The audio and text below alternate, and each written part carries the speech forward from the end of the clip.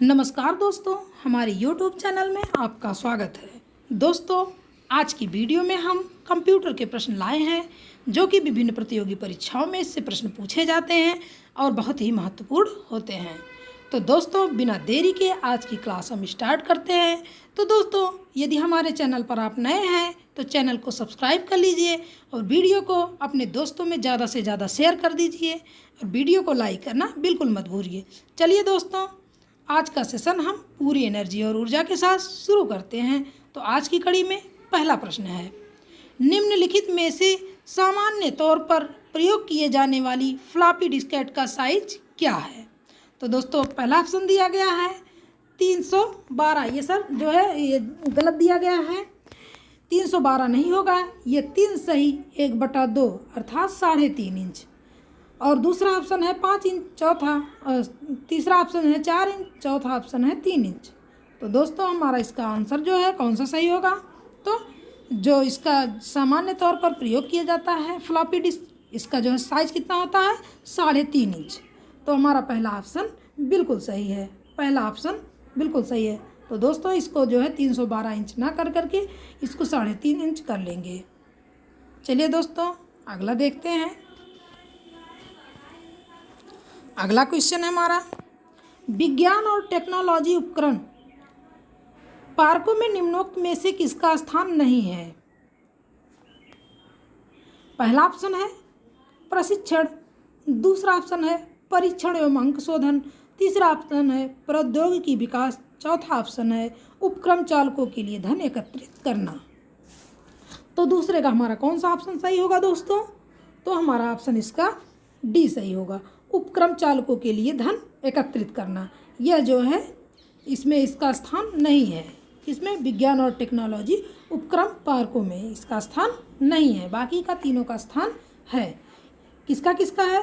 प्रशिक्षण, परीक्षण एवं अंक शोधन, प्रौद्योगिकी विकास, इन तीनों का स्थान है, जबकि इसका स्थान नहीं है। तो इसलिए हमारा यहाँ नहीं पूछा गया है। तो हमारा ऑप्शन नंबर डी बिल्कुल सही होगा, उपक्रम चालकों के लिए धन एकत्रित करना। चलिए अगला देखते हैं। अगला क्वेश्चन है हमारा, निम्नोक्त परिपथों में से किसका प्रयोग कंप्यूटर में स्मृति यंत्र या मेमोरी डिवाइस की भांति किया जाता है? पहला ऑप्शन दिया है परिशोधक, जिसको हम रेक्टिफायर भी कहते हैं।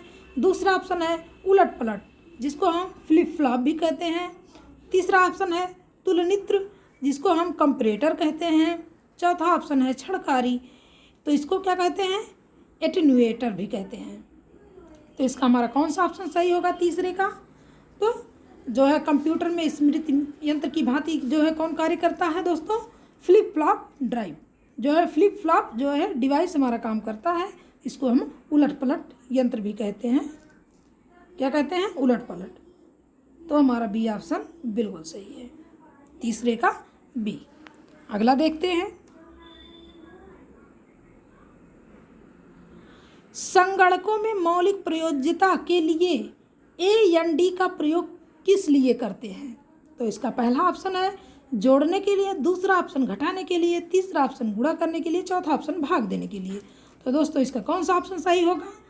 तो हमारे इसका ऑप्शन कौन सा सही होगा? पहला ऑप्शन, जोड़ने के लिए। संगणकों में मौलिक प्रयोज्यता के लिए A&D का प्रयोग हम किस लिए करते हैं? जोड़ने के लिए करते हैं। किस लिए? जोड़ने के लिए। ए ऑप्शन हमारा बिल्कुल सही है। चलिए दोस्तों, अगला देखते हैं, पांचवा क्वेश्चन देखते हैं।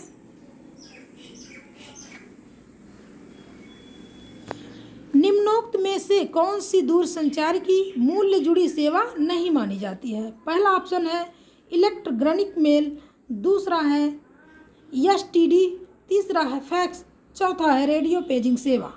तो इसमें हमारा कौन सा ऑप्शन सही होगा पांचवें का? तो जो मूल्य जुड़ी सेवा नहीं है, कौन सी नहीं है? दूरसंचार की मूल्य जुड़ी सेवा कौन नहीं है? तो इसमें हमारा कौन सा ऑप्शन सही होगा दोस्तों? तो हमारा ऑप्शन ए, इलेक्ट्रॉनिक मेल, ये जो हमारा दूरसंचार की मूल्य जुड़ी सेवा नहीं मानी जाती है। बाकी के ये तीनों हमारे माने जाते हैं, STD, फैक्स और रेडियो पेजिंग सेवा, ये तीनों हमारे माने जाते हैं और ये नहीं माना जाता है। तो यहाँ नहीं पूछा गया है, इसलिए हमारा ए ऑप्शन बिल्कुल सही है। अगला देखते हैं, किसी संगठन के इंट्रोडक्टरी वेब पेज को निम्नलिखित में से क्या कहा जाता है? पहला ऑप्शन दिया गया है पोर्टल, दूसरा ऑप्शन वर्टर, तीसरा ऑप्शन होम पेज, चौथा ऑप्शन वेबसाइट। तो इसका हमारा कौन सा ऑप्शन सही होगा दोस्तों? तो किसी संगठन के इंट्रोडक्टरी वेब पेज को हम क्या कहते हैं? होम पेज कहते हैं। क्या कहते हैं? Home page. हमारा जो है छठवें का सी ऑप्शन बिल्कुल सही है दोस्तों, इसको हम होम पेज कहते हैं। चलिए अगला देखते हैं, ईमेल का जनक किसे माना जाता है? ईमेल का जनक किसे माना जाता है दोस्तों? पहला ऑप्शन है बिल गेट्स, दूसरा ऑप्शन है आर्थर सी क्लार्क, और तीसरा ऑप्शन है रे टॉमलिंसन, और चौथा सबीर भाटिया। तो हमारा सातवें का ऑप्शन कौन सा सही है? सी ऑप्शन, रे टॉमलिंसन। रे टॉमलिंसन जो हमारा इसका आंसर सही है, ईमेल का जनक माना जाता है। सी ऑप्शन बिल्कुल सही है। चलिए अगला देखते हैं, आठवां क्वेश्चन। दोस्तों वीडियो को अपने दोस्तों में ज़्यादा से ज़्यादा शेयर करते रहिए और वीडियो को लाइक करना तो बिल्कुल मत भूलिए। यदि चैनल पर नए हो तो सब्सक्राइब जरूर कर लीजिएगा, जिससे जो है हमारा जो भी वीडियो अपलोड हो वह आप तक पहले पहुँचे। तो चलिए दोस्तों अगला क्वेश्चन देखते हैं हम, निम्नलिखित में से वह व्यक्ति कौन सा है जिसने सूचना प्रदर्शन का नया रूप सृजित किया जिसे वर्ल्ड वाइड वेब कहा जाता है? पहला ऑप्शन है बॉब कह, दूसरा ऑप्शन है टिम बर्नर्स-ली, तीसरा ऑप्शन है रॉबर्ट मॉरिस जूनियर, चौथा ऑप्शन है माइकल डेरटूजस। तो जो है हमारा कौन सा ऑप्शन सही है दोस्तों? आठवें का हमारा ऑप्शन है टिम बर्नर्स-ली। टिम बर्नर्स-ली ये जो हमारे क्या कहते हैं, जो वर्ल्ड वाइड वेब को सृजित किया है, जिन्होंने उनको जो है किसे कहा जाता है? तो टिम बर्नर्स-ली को। टिम बर्नर्स-ली ने जो है हमारा जो सूचना प्रदर्शन का नया रूप सृजित किया है जिसे वर्ल्ड वाइड वेब कहा जाता है, तो इसको जो है यही सृजित करने वाले हैं टिम बर्नर्स-ली। अगला क्वेश्चन देखते हैं, पहली कंप्यूटर भाषा कौन सी विकसित की गई थी? पहला ऑप्शन है कोबोल, दूसरा बेसिक, तीसरा फोर्ट्रॉन, चौथा पास्कल। तो हमारा कौन सा ऑप्शन सही है दोस्तों? तो पहली हमारी कंप्यूटर भाषा जो विकसित की गई थी वह बेसिक थी। कौन था? बेसिक भाषा थी। हमारा 9 का ऑप्शन भी बिल्कुल सही है। अगला देखते हैं, फोर्ट्रॉन पहले विकसित किया गया था, इसका आंसर सही कर लेंगे, सी ऑप्शन फोर्ट्रॉन।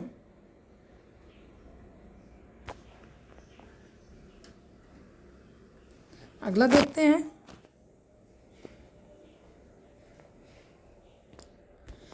डिस्क पर भंडारण हेतु किसी डाटा फाइल का आकार छोटा करने के लिए उसके संसाधन को क्या कहते हैं दोस्तों? तो उसके संसाधन को क्या कहते हैं? ऑप्शन देख लेते हैं। पहला ऑप्शन है प्रवर्धन, दूसरा न्यूनीकरण, तीसरा संपीड़न, चौथा विरलन। तो हमारा इसका कौन सा ऑप्शन सही है दोस्तों? 10वें का हमारा ऑप्शन विरलन। क्या कहते हैं इसको? छोटा करने के लिए हम उसको क्या करते हैं, उस संसाधन को, तो विरलन कहते हैं। हमारा कौन सा ऑप्शन सही है? डी ऑप्शन बिल्कुल सही है, विरलन कहते हैं। आकार छोटा करने के लिए उसके संसाधन को हम विरलन कहते हैं। अगला ऑप्शन है, अगला प्रश्न, निम्नलिखित में से किस विशिष्ट के अनुसार किसी पीसी के सीडी रोम ड्राइव का वर्गीकरण किया जाता है? निम्नलिखित में से किस विशिष्ट के अनुसार किसी पीसी के सीडी रोम ड्राइव का वर्गीकरण किया जाता है? पहला ऑप्शन है सॉफ्टवेयर बंडल, दूसरा ऑप्शन है डाटा अंतरण दर, तीसरा ऑप्शन है स्मृति क्षमता, चौथा ऑप्शन है अभिधारण काल। तो हमारा इसका कौन सा ऑप्शन सही होगा दोस्तों? 11वें का डाटा अंतरण दर जो है इसका वर्गीकरण इसी रूप में किया जाता है। किसका? पीसी के सीडी रोम ड्राइव का वर्गीकरण जो है किसके रूप में किया जाता है? डाटा अंतरण दर के रूप में। बी ऑप्शन बिल्कुल सही है। चलिए अगला देखते हैं। टेलीटेक्स्ट किसे कहते हैं? टेलीटेक्स्ट किसे कहते हैं दोस्तों? पहला ऑप्शन है टेलीफोन की बातचीत को टीवी के पर्दे पर फ्लैश करना। दूसरा ऑप्शन है संदेश की विषय वस्तु को टेलेक्स मशीन द्वारा मुद्रित करना। तीसरा ऑप्शन है एसटीडी कोड के बिना स्थानीय टेलीफोन को बाहर के टेलीफोनों के साथ संयोजित करना। चौथा है समाचारों और सूचना की विषय वस्तु को टीवी के पर्दे पर फ्लैश करना। तो हमारा कौन सा ऑप्शन सही है? इसको क्या कहते हैं? टेलीटेक्स्ट को क्या कहते हैं दोस्तों? हमारा कौन सा ऑप्शन सही है? तो हमारा डी ऑप्शन बिल्कुल सही है। समाचारों और सूचना की विषय वस्तु को टीवी के पर्दे पर फ्लैश करना। तो हमारा कौन सा ऑप्शन सही है? डी ऑप्शन बिल्कुल सही है। डी ऑप्शन हमारा बिल्कुल सही है। चलिए अगला देखते हैं।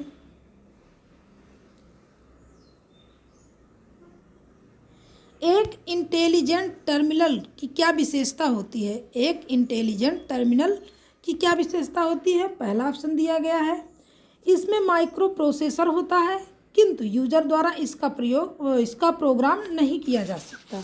बी ऑप्शन है यह एक बड़े सीपीयू का प्रयोग करके छोटे डाटा प्रोसेसिंग कार्य को प्रोसेस कर सकता है। तीसरा ऑप्शन है यूजर को अंग्रेजी में जानकारी आदि देता है। चौथा ऑप्शन है यूजर से डाटा प्राप्त नहीं कर सकता है। तो इसका हमारा कौन सा ऑप्शन सही है? दराफे का हमारा ऑप्शन ए बिल्कुल सही है। इसमें माइक्रो प्रोसेसर होता है किंतु यूजर द्वारा इसका प्रोग्राम नहीं किया जा सकता है। तो हमारा कौन सा ऑप्शन सही है दोस्तों? इसका ऑप्शन ए बिल्कुल सही है। अगला क्वेश्चन देखते हैं। वर्ल्ड वाइड वेब संकल्पना किसने बनाई थी? वर्ल्ड वाइड वेब संकल्पना किसने बनाई थी दोस्तों? तो पहला है टिम बर्नर्स ली और बी ऑप्शन है माइक्रोसॉफ्ट। सी ऑप्शन है आर्थर क्लार्क। डी ऑप्शन है एटी लैब। तो जो है इसकी संकल्पना किसने दी थी? तो हमारा कौन सा ऑप्शन सही होगा दोस्तों? 14वें का। तो 14वें का हमारा अभी पीछे क्वेश्चन पढ़ चुके हैं हम। टी बर्नर्स ली ने कहा। किसने बनाई थी? टिम बर्नर्स ली ने। पहला ऑप्शन हमारा बिल्कुल सही है। अगला है एक कॉम्पैक्ट डिस्क किस प्रकार की डाटा भंडारण पद्धति होती है? एक कॉम्पैक्ट डिस्क या सीडी किस प्रकार की डाटा भंडारण पद्धति होती है दोस्तों? तो पहला ऑप्शन दिया गया है चुंबकीय, दूसरा प्रकाशित, तीसरा वैद्युत, चौथा विद्युत यांत्रिक। तो हमारा कौन सा ऑप्शन सही है दोस्तों? तो ये कैसा है भंडारण होता है? ये प्रकाशित होता है, ये प्रकाशिक होता है। तो हमारा बी ऑप्शन बिल्कुल सही है। प्रकाशिक होता है। इसकी भंडारण पद्धति जो है प्रकाशिक होती है। अगला है WLL का पूरा रूप है। पहला ऑप्शन है वॉकिंग लैंडलाइन, दूसरा वॉकिंग लूप लाइन, तीसरा है वायरलेस लैंडलाइन, फिर चौथा है वायरलेस इन लोकल लूप। तो इसका हमारा कौन सा ऑप्शन सही है दोस्तों? तो wireless in local loop. W से वायरलेस और L से लोकल, L से loop, wireless in local loop. D option हमारा बिल्कुल सही है। अगला क्वेश्चन देखते हैं। कंप्यूटर में IC का अर्थ होता है, क्या होता है? पहला ऑप्शन है एकीकृत आवेश, दूसरा एकीकृत धारा, तीसरा एकीकृत परिपथ, चौथा आंतरिक परिपथ। तो 17वें का हमारा कौन सा ऑप्शन सही होगा? IC का अर्थ क्या होता है दोस्तों?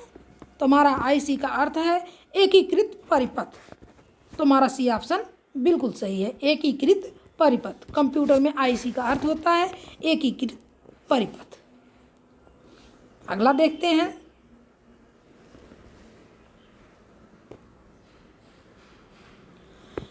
निम्नलिखित में से किस कंपनी ने कुछ समय पहले 1 टेराबाइट हार्ड ड्राइव क्षमता वाले भारत के पहले निजी कंप्यूटर को प्रवर्तित करने की घोषणा की थी? निम्नलिखित में से किस कंपनी ने कुछ समय पहले 1 टेराबाइट हार्ड ड्राइव क्षमता वाले भारत के पहले निजी कंप्यूटर को प्रवर्तित करने की घोषणा की थी? पहला ऑप्शन दिया गया है इन्फोसिस टेक्नोलॉजी, दूसरा है विप्रो, तीसरा है HCL इन्फोसिस्टम्स, चौथा है IBM। तुम्हारा कौन सा ऑप्शन सही है दोस्तों? हमारा ऑप्शन जो है कौन सा सही है? HCL Infosystems. हमारा सी ऑप्शन बिल्कुल सही है। सी ऑप्शन हमारा बिल्कुल सही है, HCL इन्फोसिस्टम्स। यह कंपनी जो है किसकी घोषणा की थी? टेराबाइट हार्ड ड्राइव क्षमता वाले भारत के पहले निजी कंप्यूटर को परिवर्तित करने की घोषणा की थी। चलिए अगला देखते हैं।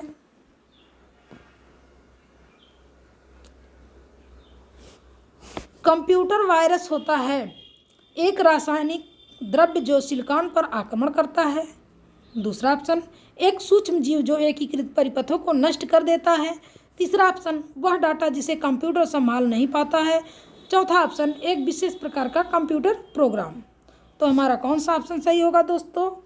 तो कंप्यूटर वायरस एक प्रकार का जो है विशेष प्रकार का कंप्यूटर प्रोग्राम होता है। कंप्यूटर वायरस एक विशेष प्रकार का कंप्यूटर प्रोग्राम होता है। तो इसका हमारा डी ऑप्शन बिल्कुल सही है। चलिए दोस्तों अगला क्वेश्चन देखते हैं।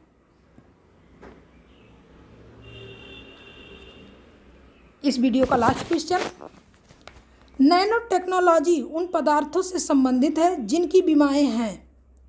पहला है 10 पावर -3 मीटर तक, दूसरा ऑप्शन है 10 पावर -6 मीटर तक, तीसरा ऑप्शन है 10 पावर -9 मीटर तक, अगला ऑप्शन है 10 पावर -12 मीटर तक।